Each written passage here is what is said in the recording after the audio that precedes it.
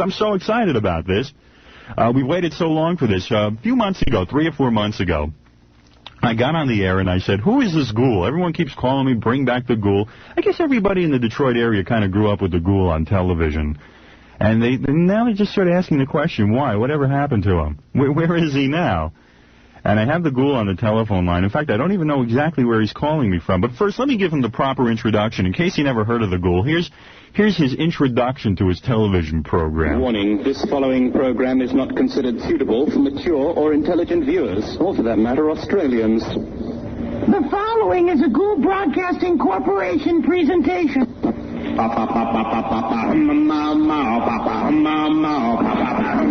They're coming to take me away, ha-ha. They're coming to take me away, ho-ho, hee-hee, ha-ha. To the funny farm where life is beautiful, huh?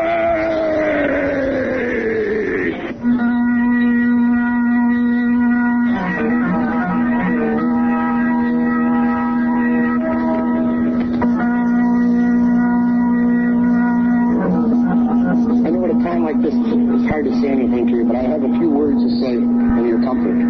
More power to you.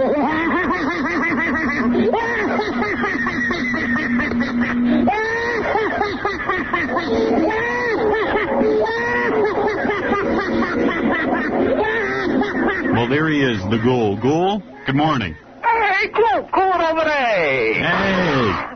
Hey, it's good. You know something? We've been waiting a long time to hear from you. As well it should be, I'll say that over there. There is ghoul fever in this town. They like you here. Well, Detroit has always been good to their king and their leader, Howard. All of a sudden, it's Halloween. The day it's Halloween, and bammo, the ghoul returns. Why? Why, ghoul? Why the self-imposed exile?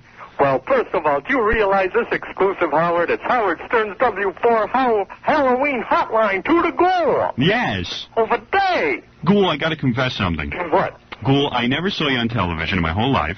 Oh, you haven't? I first learned about you for the very first time was from listeners. Right. And I immediately said, if somebody wants you that bad to come back to the Detroit area, if somebody needs you that badly, I want you on my show.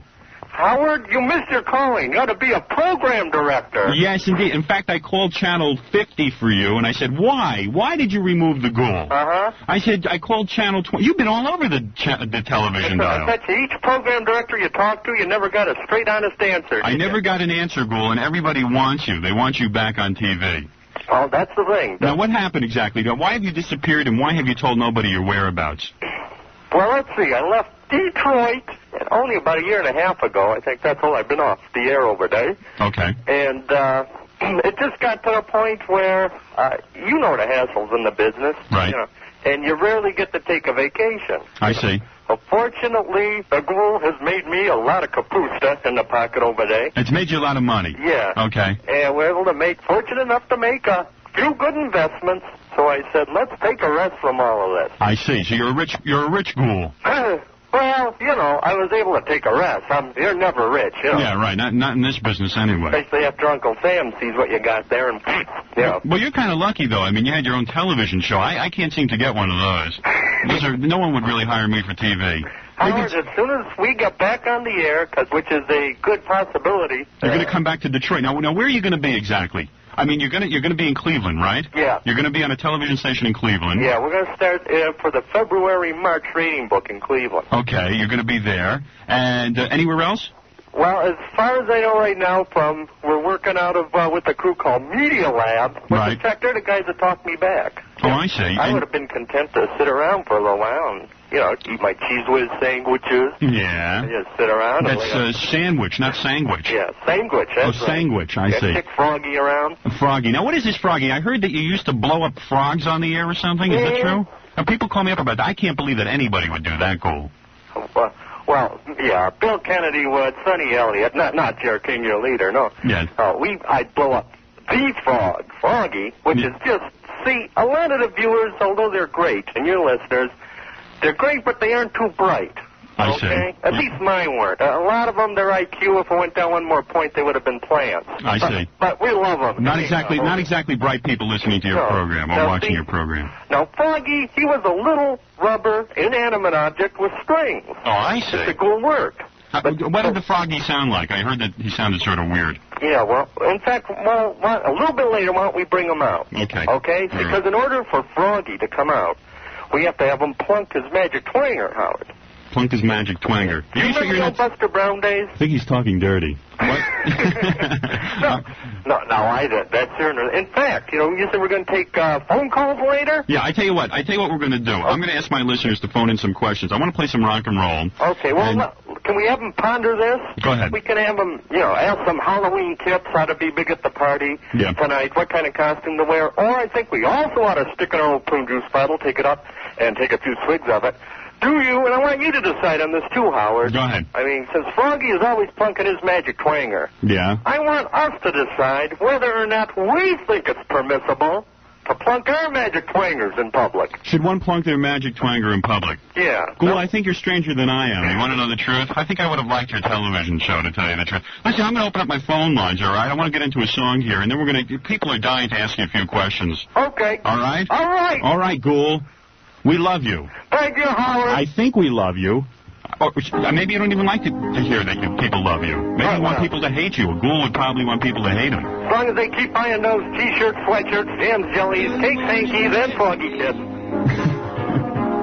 Because it is Halloween, we're sort of having a special. Psychic Shar will be with us later on this morning to talk with you about some of your psychic problems.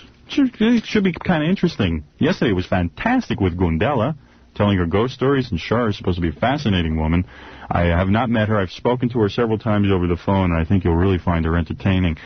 Also, lots of parties going on in our area, sponsored by W4. I'm going to be over at Piper's Alley in Grosse Pointe tonight. They're going to dress me up as Dracula. So I'm going to be over there. Also, there's another Halloween party going on. I'm going to be at Peaches. Boy, I'm going to be all over the place. I'm going to have a good time tonight. Either that or I'm going to drop dead from exhaustion. But over at Peaches in Fraser, there'll be live music provided by Heaven 17, free cider and donuts, and we'll give away some catalogs and stuff for Rocktoberfest artists. Okay, that's over at Peaches. And tonight, our own Dr. Doug Podell is going to be out throwing his weight around.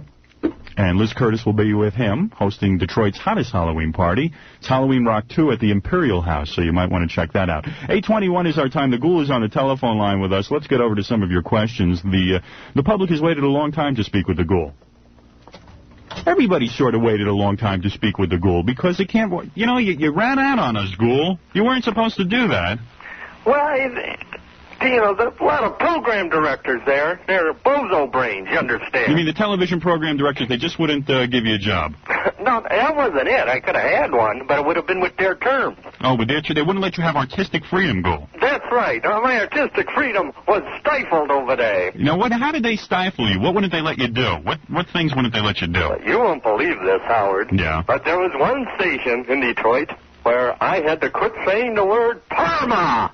Parma? Parma, yes. Why do you have to stop saying the word Parma? Well, it was a 5-letter word, right? I hate those 5-letter words. Yeah, George Carlin can't say 4-letter words. I can't say 5-letter words. But how come my general manager lets me say Parma? Well, see, he's enlightened. He's enlightened, I say. Hey, listen, let me paraphrase some questions for you from our audience. Well, wait, what's this paraphrase stuff? Well, I can't give you direct because our phone system is a little bit, it's a special word that I call fakakt. It's a little messed up, okay? Howard, Detroit is the 5th largest station in the market. Yeah. This is big time. It's true. We got to talk to the folks there. Okay, hold on, I want an immediate raise for you, and I want a phone system that works. Immediate raise for me, Ghoul. That's I like right. your style. I do hope you get back into Detroit. Well, I may be your next general manager. Good. What's your question for the Ghoul, rather quickly? Did he draw unemployment while he was laid off? Ghoul, did you draw unemployment while you were laid off? Did I draw unemployment while I was laid off? Yes. Yes, and I donated it. You donated it to who? Yes. Well, to the Froggy for President campaign. Froggy for President campaign. Yes, as a matter of fact, he and John Anderson will be debating this weekend in my home. Question for the Ghoul. Yeah. First of all, I want to tell you, Howard, you're the greatest. Thank you very much. I wake up every morning to you, and I want to tell the Ghoul we love you and we miss you, and when the hell are you coming back? Hold on, I'll ask him. Ghoul? Yes. A very sexy young woman just called up and said, Ghoul, we love you, we miss you. Well, tell We her want you. When are you coming back? And she doesn't care if you're on television or not. Well, tell her to stick it up her nose and pull it out her ear over there. We'll come back. It's all going to be up through the, like I said, we'll be back on in Cleveland right after the first of the year. If you don't mind me saying, Gould, Cleveland is sort of the pits. It's basically the mistake by the lake. Mistake by the lake. And you should have seen when I moved back here. Boy, the property value went down. The blacks moved out. The white trash hunkies, they all left, boy. I'll tell you. Everybody left. The blacks moved out. The whites moved out. Jews, Christians, everyone. That's right. I've got my own little island here now. That's incredible. Gould, you're going to be with us for a little bit longer because we have so many people who want to ask questions, and we do have to take a quick break for news. Okay, you got a psycho coming on today. No, not a psycho, a psychic. Oh, psychic. A psychic. Well, I'm the psycho, so they ain't going to have the psychic. We already got the psycho in you. I understand. So you're going to do news, okay? We're going to do news. Any big news in Cleveland right now? That's where you're calling me from, huh? Right. Hey, where can your fans write you if they need to get in touch? Okay, I want to give the address of Media Lab. Media Lab. Right. Sure. They're the folks there. I don't know. They're about as Mickey Mouse as all the other folks put me on, but their check didn't bounce, so I figured, what the heck, I'll hook up with them for a while. I like your style, Gould. Here's the news with Debbie Beller. Debbie, what's happening in the world besides the Ghoul?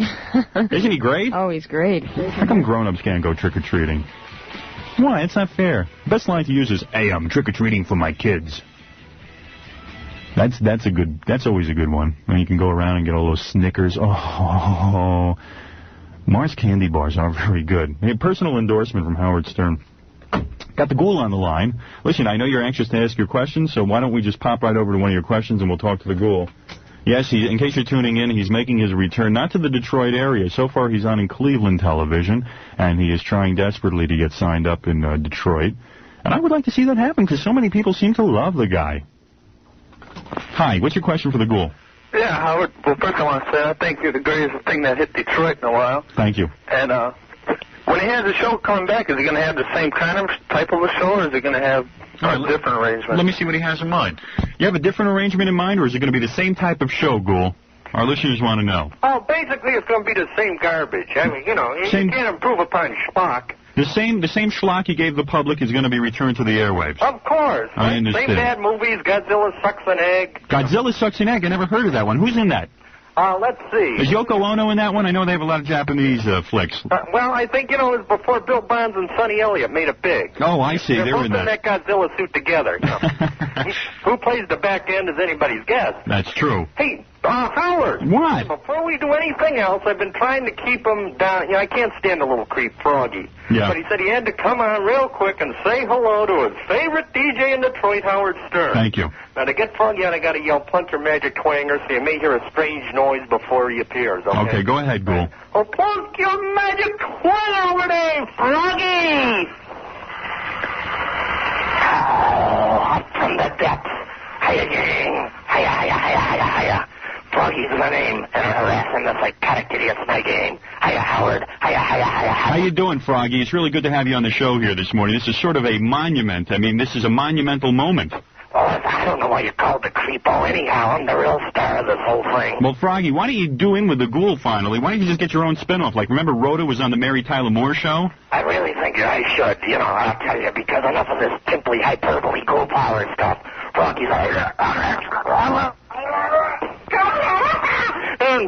what did you do to him, Ghoul? What did you do to that little frog? Well, I got my foot on his throat right now. I mean, enough's enough. Some like to rock, some like to roll, but I stomp on frogs because it's good for the soul. Oh, hold on, Ghoul. We got some more questions. Okay. What's your question for the Ghoul? Yeah.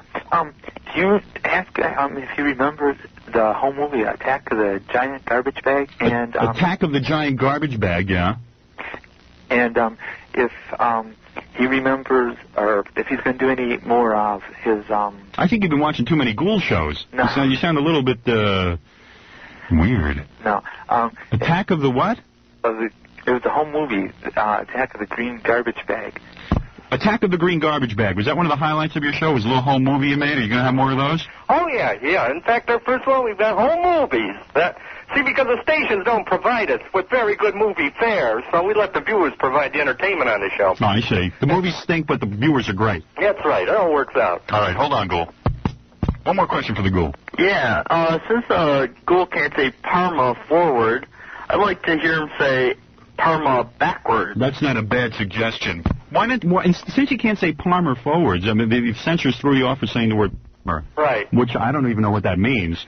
No, well, no, there's just one station in Detroit, yes? They threw you off for saying that, huh? What their terms were. Yeah, Palmer spelled backwards, as any ghoul aficionado knows, is AMRAP. Heard the latest? Thursday, Friday, and Saturday, Tech Hi-Fi is having a top-of-the-line stereo sale. 8:45 in the morning, Friday. Happy Halloween. I'm honored to have as my guest this morning the Ghoul. The Ghoul is, I guess you would call the Ghoul a Detroit legend. He's one of those characters that nobody can forget. And maybe some people do want to forget you, but they just can't, Ghoul. Is that the problem? Well, they can always move, right? But, or as I said when our show was, we used to get a lot of people writing in, they hated the show. So, right. All you got to do is stick your hand on the old channel selector, give your wrist a twist, and poof, magic, I'm gone. And you're gone, and that's the end of the Ghoul. No one was holding a kielbasa their head to watch my garbage. Hey, listen, it's going to be clear and windy in the Motor City today, Ghoul. Yeah, great Halloween day. Yeah, and it's going to be about 34. Actually, now it's 34 degrees, and it should be around 55. And Irene DeCook, the leather weather lady, I don't know if you ever heard of her. She's into whips and chains and things like that. Oh, okay. She's going to be with us and give us a complete up-to-date leather weather forecast. All right. Would you answer a couple of more phone calls? Would you do me that, Ghoul? I can. What's with you, Ghoul? I mean, why would somebody hate a nice guy like you? Why would somebody hate a nice guy like me? Why would people send you hate mail? Unfortunately, we got a lot of people out there that invest their money into cheap wine and bang at it a lot. Where, as a matter of fact, they should invest it in a good head doctor. I see. Hey, oh, by the way, Froggy said before they took him off for stitches around the throat area, the party he's running on is BYOB, okay? All right. And so if you want to write in, that's Froggy, as an alternative vote. I'm not running because I'm already your king and leader, you see. I see. Well, that's kind of neat. Hold on here, all right? Okay. Some people want to talk to you. Sure. You want to speak to the Ghoul? Sure. What do you want to ask him? I want to ask him who took him off the air in the first place. Who took you off the air in the first place, Ghoul? People want to know. Who took me off the air in the first place? Yeah. Kaiser Broadcasting. Kaiser Broadcasting. Now, why would Kaiser Broadcasting do that? Well, old Kaiser was in financial trouble in the first place, and if anyone out there knows their television lore, as soon as I left, Kaiser went down the tubes. Oh, I see. You were the whole company. Right, there's no Kaiser Broadcasting anymore, right? I see. Hold on, Ghoul. Okay. Question for the Ghoul. Yes, I'd like to know if he broadcasted from his own garage where he lived. I want to know, did you broadcast from your own garage where you lived? That's right. The whole show was done with a handheld 8mm camera, okay? That's very sophisticated. I like that. Oh, good. Well, you cut down on costs and the profits go up. Hey, Ghoul, I know you're really busy. You have a very busy schedule. You have to get back to bed. Yeah, I only get up this early 3 times a year, Howard. That would be for you on Halloween, Thanksgiving morning to watch Santa and the parade, oh boy, and Christmas morning. I see. When Santa leaves me all the good presents. I see. So, Ghoul, you're going to join us again sometime? You're going to come to the Detroit area and be on my show and hang out with us a little bit because I like you. Definitely. Okay. Right. Howard? I like it. Anything. You're the best, and happy Halloween to you, Ghoul. You have a good Halloween also, sir. And remember, you and all the listeners to stay sick, turn moles, scratch glass, climb walls, but most importantly of all, do it while you can. Here's Larry J.B. Robinson, the Diamond Man. J.B. Robinson.